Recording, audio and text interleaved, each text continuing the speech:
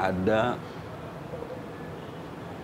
suara hati publik itu yang tidak tertangkap oleh lembaga-lembaga survei itu. Hanya dalam tempo 2 hari Soeharto bisa jatuh. Oke. Ketidakpuasan publiknya 100%. Oke.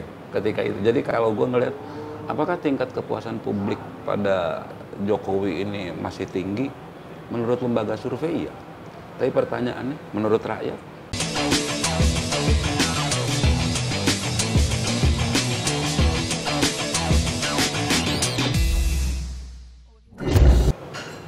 Guys, Assalamualaikum warahmatullahi wabarakatuh. Kali ini channelnya Dadi Gua Kudeta. Nah, sekarang gue jadi hostnya. Gue Sulaiman Sakib, anak buahnya Dadi, sampai kapanpun. Guys, porsi gue diambil alih guys, dikudeta guys. Kudeta kan Jokowi bentar habis kan. Ya, gue ambil alih dah. Bagaimana Dadi ngobrol-ngobrol soal politik lah pasti. Politik, mau ngobrol soal debat presiden kemarin. Langsung aja ya. Dad, menurut lu debat kemarin gimana? Jadi ini kita bahas soal debat presiden terakhir yang kelima kemarin di Pilpres ya. Yang banyak orang menilai bahwa itu sangat sama-sama semua mengambil safe. Yang kedua dianggap sebagai rekonsiliasi karena tidak ada yang serangan-serangan ofensif yang sangat keras atau apapun kan. Nggak, lu kecewa nggak? Lu kecewa nggak? Sebagai penonton? Ini jadi kebalik nih. Balikin lagi ya. Guys, kita balikin lagi guys. Gue yang jadi host, ini jadi sumber gue nih guys. Sebelumnya gue mau mengenalkan diri dulu. Ini adalah kawan lama, Sulaiman Sakib, biasa dipanggil Ule. Dia backgroundnya jurnalis. Dia sempat mendirikan Trans bareng di awal Trans TV. Setelah itu dia ke TV One, terakhir sebagai direktur operasional. Terus dia loncat lagi guys ke iNews. Di iNews dia terakhir pegang direktur programming. Nah sekarang guys, loncat lagi dia guys. Dia sebagai tim debatnya paslon 01 Amin, Anies Baswedan, Muhaimin Iskandar. Le, gimana Le? Kenapa kemarin itu orang banyak yang salah memperkirakan Anies itu tadinya dalam bayangan publik itu dia akan menyerang. Tapi kemarin kok sama sekali tidak ada yang dia menyerang ya, tidak terlalu ofensif. Ada apa ya? Apakah ini kaitan belajar evaluasi sebelumnya ketika dia banyak menyerang, dia nggak berpengaruh, nggak bagus untuk elektabilitas? Gue harus minta ini dulu nih, harus minta maaf dulu sama bos debat. Sebetulnya orang yang paling think tanknya debat Amin itu namanya Widi Aswindi. Gue pas dia ngomel-ngomel gue sebutin namanya nih. Tapi ya nggak apa-apa kan. Ya nggak apa-apa lah, kan bebas. Mas Widi, mohon maaf nih panggungnya gue ambil. Simple kalau gue ada. Anies pinter gitu, brand awareness-nya Anies pinter, ya semua orang udah tahu. Sebelumnya kan orang bertanya, Anies punya nyali nggak? Anies udah buktiin punya nyali di 2 kali debat. Dia berani kencang kan gitu sama Prabowo. Artinya sebagai orang pinter, sebagai orang punya nyali, udah dong di 2 kali debat. Debat terakhir mau ngapain nih gitu kan. Jadi yang belum muncul kan di debat ya. Anies orang yang welas asih, Anies yang akan menyayangi rakyatnya, yang belum muncul kan. Jadi brand itu yang oleh Mas Widi mau ditampilkan.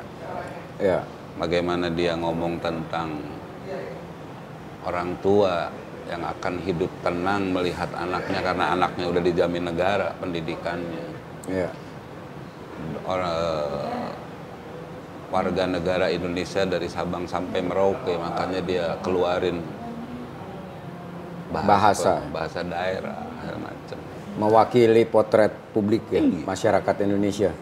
Sampai dia ngomong merah putih di atas segalanya, itu artinya kebangsaan. Konten itu, aura itu ya. Termasuk soal mengingatkan soal the founding fathers ya. Founding fathers. Bapaknya Anies tuh guru loh. Kakeknya Anies tuh guru. Anies tuh guru loh. Kakeknya itu pahlawan nasional loh. Jadi nggak usah ragu lah bahwa dia adalah Indonesia sejati kayak kita ini. Yang kedua, yang tidak boleh diabaikan itu program yang bagaimana keadilan, kemakmuran itu milik semua bangsa lah. Ini yang kan ada pengusaha yang ngomong di 02 kan, di Prabowo kan, bahwa dia menguasai sepertiga perekonomian. Itu ada pengakuan kan dari seorang konglomerat. Ada yang salah loh dalam konteks, bukan pengusahanya yang salah, tapi dalam konteks pembangunan ini ada yang salah loh. Bagaimana ekonomi dikuasain sepertiga, sementara 2/3 lagi jungkir balik gitu kan. Karena pesan-pesan itu kan yang harus disampaikan kepada bangsa ini. Yang ketiga, yang harus dipahami itu adalah debat kemarin tuh debat substansi. Kan selama ini kencang itu kan dianggap sebagai serangan personal. Enggak lah. Itu soal substansi. Jadi tidak perlu dibawa personal. Nah, seringkali kan rakyat itu ngelihat kalau diserang itu personal. Nah, di debat ketiga gue lihat ada semangat yang sama lah dari tiga paslon itu, bahwa ini nggak ada personal. Ini persoalan program, persoalan bagaimana memajukan negeri ini. Kalau gue ngelihatnya itu sih. Jadi bukan karena sentimen negatif dengan budaya atau kebiasaan dari masyarakat kita yang tidak suka melihat orang itu diserang. Orang gini, kalau diambil rata-rata sekolah ini, masyarakat kita itu, rakyat Indonesia itu rata-rata pendidikannya apa sih?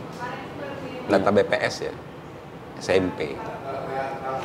Tidak semua masyarakat kita loh ngomong debat itu biasa. Seringkali kan ditafsirkannya emosional, personal. Kalau gue ngelihatnya seperti itu, ngelihat pesan gitu. Jadi bukan soal debat harus kenceng. Walaupun kadang-kadang aneh ya, karena sebenarnya yang kalau gue lihat di debat keduanya capres itu, Anies itu tidak menyerang personal, tetapi yang namanya pejabat itu harus dibelejeti juga dari sisi background dia dan dia sebagai pejabat. Iya dong. Artinya yang diserang adalah kepemilikan lahan yang demikian luas, sementara dia sebagai pejabat yang di bawahnya dia itu masih banyak, misalnya barak-barak prajurit yang masih kurang. Penguasaan lahan di Angkatan Darat yang masih kurang ketimbang misalnya dia yang pemimpin tetapi dengan penguasaan lahan yang demikian luas ya. Personal. Jadi tidak personal kan? Enggak dong, enggak lah. Tapi kan publik menangkapnya berbeda ya. Nah, itu kan publik ngelihatnya, terutama ketika para pendukung kan, para haters atau followers kan, ngelihatnya kan serangan itu personal.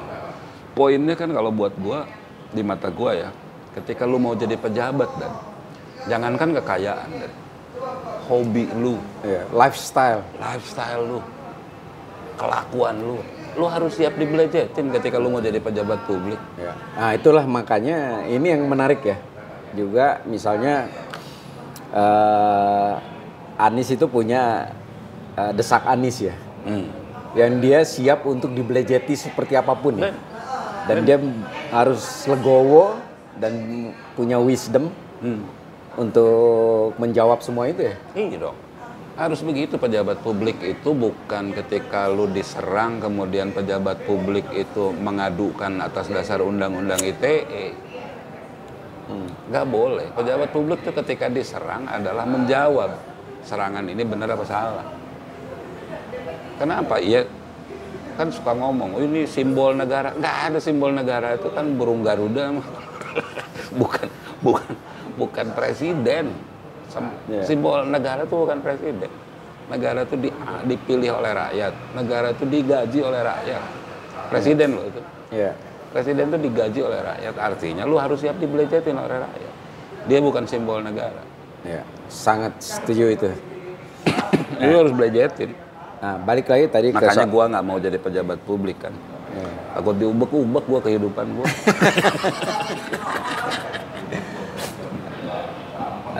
Balik lagi ke soal debat tadi ya. Jadi intinya di yang kemarin itu memang lebih diutamakan ke konten ya. Konten. Itu Mas Widi lah ya, Mas Widi bos gua lah, komandan gua. Kenapa dipilih ada pembukanya bahasa isyarat. Kaum terpinggir kan bahasanya itu. Orang yang tidak pernah disentuh tuh kaum disabel, tuh kaum difabilitas. Bahasa isyarat itu adalah semiotika, simbol bahwa no one left behind. Kalau gua boleh ngutip omongannya Ganjar ya, no one left behind. Jika Anies presiden, maka tak akan ada satupun yang dua tinggalin. Ya. Hal-hal kayak gitu kan. Kalau dilihat dari substansi yang kemarin itu, kenapa Anies itu Abah ini mengingatkan, merefresh kembali berkaitan dengan tujuan negara ini yang digaungkan oleh the founding fathers. Itu ada dua tuh, dan kalau baca konstitusi lah ya. Konstitusi itu bahwa negara itu tugasnya adalah memelihara rakyat miskin dan mencerdaskan bangsa. Itu tujuan negara ini. Gitu. Ya. Oh ya, makanya mungkin itu ya, karena beberapa kali bukan dalam memelihara debat, supaya miskin terus, enggak. Ya. Dalam beberapa kali debat, Abah Anies ini berulang kali mengungkapkan bahwa jangan pelit terhadap rakyat. Iya. Itu ya? Iya. Makanya dia ngomong. Yang satu lagi apa itu? Mencerdaskan bangsa. Pendidikan. Kemarin makanya kan concernnya pendidikan, makanya ada, dia kan ngasih contoh tuh. Perguruan tinggi kalau mau nyelesain mahasiswa jadi dianjurkan ke pinjol. Buat Abah, buat Anies, ada yang salah dengan negara ini. Orang disuruh mencerdaskan bangsa, mestinya negara hadir. Negara hadir itu apa? Membiayai sekolah. Ya. Jangan sampai kayak yang kemarin setiap tahun ajaran, banyak orang yang anak-anak yang tidak bisa sekolah karena soal zonasi ya. Ya kan kayak gitu kan. Ada yang salah, negara tidak hadir. Negara hadir itu bukan soal urusan politis ya, kalimat itu harus diterjemahkan. Negara hadir sekolah, bagaimana pendidikan. Jadi pendidikan sekarang sekolah itu kan jadi perusahaan biasa yang berlomba-lomba nyari keuntungan kan. Ya. Padahal kan bukan itu tugas dia. Tugasnya pendidikan itu mencerdaskan bangsa. Nah ini yang sebetulnya diingetin oleh Anies kan kalau menurut gue. Ya, tapi kalau misalnya dilihat ya, orang masih suka salah melihat bahwa 02 itu adalah Jokowi ya. Padahal Jokowi ini kan udah selesai. Nggak bagus itu kalau buat gua, 02 Jokowi bagus. Oh. Enak buat kita ngomong perubahannya. Coba kalau Jokowi ada di 01, ngomong perubahan apa? Nggak akan ada perubahan ya. Gua mendemen. Oke. Tetapi kan intinya gini.